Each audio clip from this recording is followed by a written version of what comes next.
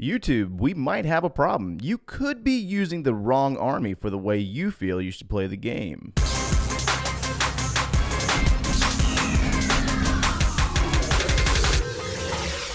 What's going on, guys? My name is Joe, and today's video is viewer inspired. So we got a comment this morning, and it really kind of struck me. So let's read that comment. So, best army, but you attack a Town Hall 6 and a rushed 8. Shake my head. And the thumbnail says Town Hall 7 farm army. So that tells me a few things. One, it just tells me that he's really doubting my credibility of being able to analyze an attack and share with you guys something that actually works. And then it also tells me that he doesn't know what the army is actually for. So in his mind, he more than likely thinks that the army is supposed to be used in clan war or maybe some trophy pushing and just crushing and 3-starring the top bases in the world. And that's not necessarily the case. So we're on the Town Hall 8, and there's a reason behind that, and this really relates to both higher level players that you've been playing the game for many years and the newer players that don't understand the armies that we're posting here on YouTube. And so if you look in the Quick Train tab, I have different armies built for different things, and I have these individually labeled because these are the videos that I've shared in the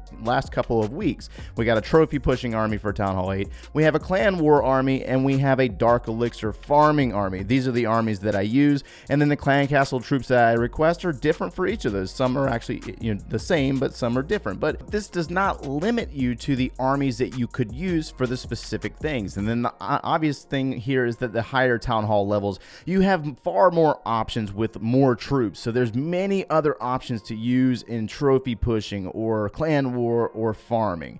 And one of the best farming armies available for all Town Hall levels, whether you want to acknowledge it or not, is the Barch army, the barbarians and archers. It's probably one of the best armies, the cheapest armies to use to collect resources and build your bases quickly, both you're leveling your troops in the laboratory and the walls. It's a catch-all for very many players. But the thing is that if you don't understand what farming is, and that's what we're going to cover real quick, is farming, it's not necessarily hitting the top bases and the most maxed out. I don't look for maxed out bases. I look for dead bases. I look for bases that have been abandoned and they have a lot of resources on them, and I want to easily take those resources with a cheap army. That way I can collect resources as quickly as possible and ensure that I can max my base out for as quick as the game will allow me to do so. And that is the point in a farming army. And this army here that is shown, the Dark Elixir farming army, it's built to steal Dark Elixir. That is the point of that army. So this would be like your offset. You could use like a Barch army to collect golden elixir, and then you would switch over to a heavy elixir based army to steal Dark Elixir. And this is a really good army to use. It's a great example, and you don't necessarily have to have clan castle troops in order to complete it, but in order to 3-star the base, you would want to bring clan castle troops. It really just kind of maximizes your effectiveness with that army. But farming, it's supposed to be easy. It's not supposed to be challenging, really. It's supposed to be attacking the dead bases to get the most resources for the least amount of resources spent. When you start looking at clan war armies are diverse. I have so many clan war armies posted, and a lot of the armies posted on my channel alone are clan war armies, and they change. They're never the same. You can take this army, for example, right here, which is 2 golems and the 5 Valkyries and the Hog Riders, and you can replace those Hog Riders with balloons, and now you have a Gova Low instead of a Gova Ho. And it's for an inexperienced player. There's just different variants of the army for different things that you're looking for on the base. And we've made base reading videos and things of that nature to try to help you guys out. But as you move up through Town Hall 9 and 10 and 11 and 12, those armies change dramatically, and there's new things that are added to those armies because the bases change and the configurations of the defenses move, and there's just different things that you look for. There is no such thing as one army that 3-stars every single base. Town Hall 8, give or take, I could pretty much do very well with this army alone. I have very rarely failed with this army in clan war against another Town Hall 8. But then when you start worrying about attacking Town Hall 9s and trying to attack higher than yourself, that's when it starts to get a little bit more complicated. So clan war Clan War armies are always different, and you can always change them. You can always rotate something out to fill the void for something else for the specific base that you are aiming to attack. So if you are a Town Hall 8 watching this video, this army is great, but you can also use dragons, and I believe that dragons is probably a really good starter army for players that are trying to learn how to Clan War. It's really not a diverse army. It's just strictly dragons. A lot of time there's some balloons added in there, and then most of the time it's like the same spell. So you learn the basics of Clan War, and this right here is a little bit more of a complicated, more strategic army that not that many players know how to use. And that's one of the things that I've learned over the last couple of weeks while trophy pushing myself, is that a lot of players still don't know the differences between these things, and they see a base on, you know, in global, and then you go to Clan War and you'll see that same base and you're just like, whew, I love that base in Clan War. But then you go back to trophy pushing and some people don't know how to 3-star that base. I'm experiencing that thing right now in Legends League as a Legends League player on my Town Hall 12.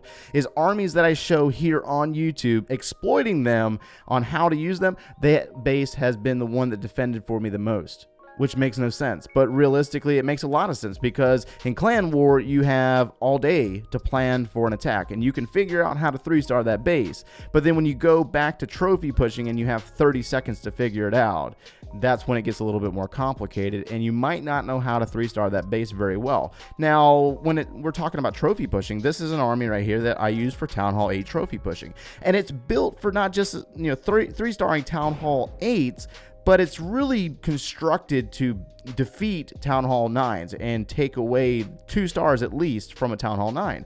And now as we're starting to face off against Town Hall 10s, it's getting far more complicated, and I'm probably going to have to make some adjustments there with the army to try to figure out how to negotiate those Town Hall 10s and get the 2nd star on them. But this is not necessarily saying that you couldn't use this army in Clan War. I just don't personally trust it because I don't have any back-end troops like the Hog Rider or the Balloon. And so the Valkyries is just a one-dimensional army, meaning you just send Valkyries in and you're hoping that they're going to get the 3rd star. P.E.K.K.A.s are about the same story as this, because you send the P.E.K.K.A.s in and you're just hoping that they're going to get there fast enough. But with Hog Riders or Balloons on the back end of the attack, it really changes the dynamic of the attack, and it assists you with being able to control the back half of the attack instead of just the first portion. So you could do this trophy pushing army in Clan War, but I don't necessarily personally trust it. And the point of trophy pushing, you could collect a lot of resources as well. And I'm kind of backtracking a little bit because we talked about farming a little bit and we talked about Clan War, but trophy pushing, you're climbing up the trophy ladder. And so basically you're going up this ladder of trophies, and as you cross into each ladder or league, moving up from gold to crystal to master to champion to titan all the way up to legends, you gain an increase of, you know, a loot bonus. So as you win, you gain a loot bonus. And so if you're not necessarily wanting to farm per se, you could push and still collect a lot of resources because you're getting a win bonus. You're also getting to practice those heavy armies that you would use in Clan War. And me personally, I started out as a heavy farmer, and I liked farming because it was easy. But then I found that the more I used those farming armies, the worse I got in Clan War. So I had to kind of reflect on that and say, well, maybe this isn't necessarily a good idea. And so I've learned by pushing to Legends League and continuously fighting and clawing my way through Legends League, trying to, you know, get past certain checkpoints in the trophy system up there, that I'm learning that the Clan War armies do transfer over slightly to the pushing realm. You have to have a set army for pushing, but you can take that very army and take it into Clan War and still be quite successful. But you don't lose out on resources as much either, because you do get compensated very well. You steal loot off of the base that you defeat, but then you also, you know, gain that loot bonus by trophy pushing. And so even as a Town Hall 12, I have been able to successfully come very close to maxing out my Town Hall 12 quickly by remaining in Legends League, because of the loot bonus being very high and the fact that there's so much loot available on those maxed out 12s that they're not using. I'm able to relocate it from their base to mine and be able to advance very quickly. But this doesn't necessarily necessarily translate down to the lower Town Hall levels because you're not going to be as successful. And if you're a Town Hall 8 or a Town Hall 9 striving to be in Titan League, it becomes very, very challenging, and there's very little reward. I mean, you get the win bonus, but you might not be stealing the amount of loot that's required. And that's why this game is set up the way it is it's not necessarily intended for Town Hall 8s and Town Hall 9s to be in Titan League. It's a huge bragging rights or a huge feat for some players out there, including maybe some of yourselves, that find it to be very eye appealing to be a Town Hall 8 or a Town Hall 9 in Titans League, but in reality it's not benefiting you at all because you're neglecting to maybe upgrade your heroes, or you're neglecting to upgrade your base and your walls and stuff, and so you're not really properly negotiating the game. Now, there is no right or wrong way to win this game. There's really no end point. I mean, you can make it all the way to the top of Legends League and be #1 in the world, but there's still going to be somebody else out there that's going to knock you off, and you're going to have to, work your way back up to the top. So anyways, this video was really built on just one comment, and I do read the comments, and I find them very interesting because it really shows me how much I neglect you guys, I guess you could say. Like, I'm not necessarily explaining things 100% properly, and I'm just kind of showing you an army, teaching you an army, but I'm not exactly explaining what the army is for 100%. Now, I am labeling, I'm doing my best to label them properly, but every player is different. You all have your own configurations that you feel is worth using, and there's always a better way, guys. And there's no right or wrong way to play this game. As for some parting words on this whole video, I guess I could say that it's really based on you as the player. These armies could work for you on how you intend on playing the game. Do you want to farm? Are you a great clan war enthusiast, or are you a trophy pusher? And you have to really determine, it's based on how much you're on the game, really. If you're a casual player that just logs in from time to time and just does a raid, some of these armies might not be for you. And then if you are a repetitive player, the heavier armies take longer to cook, so you're going to want to probably use a cheaper army if you're farming. If you're using them in clan war, then you're going to have to make some changes. And then if you're trophy pushing, the army pretty much remains the same because you're going to probably use the same army unless you need to make some adjustments to it. But I mean, it's really just going to be based on the results from the game, is going to be based on how often you play the game. So if you want to take a look at any more of my favorite armies, I'm going to link those beside me. And that is going to wrap us up for today, guys. If you enjoyed the content today, smash that like button, subscribe if you haven't done so already, and thanks for watching, guys.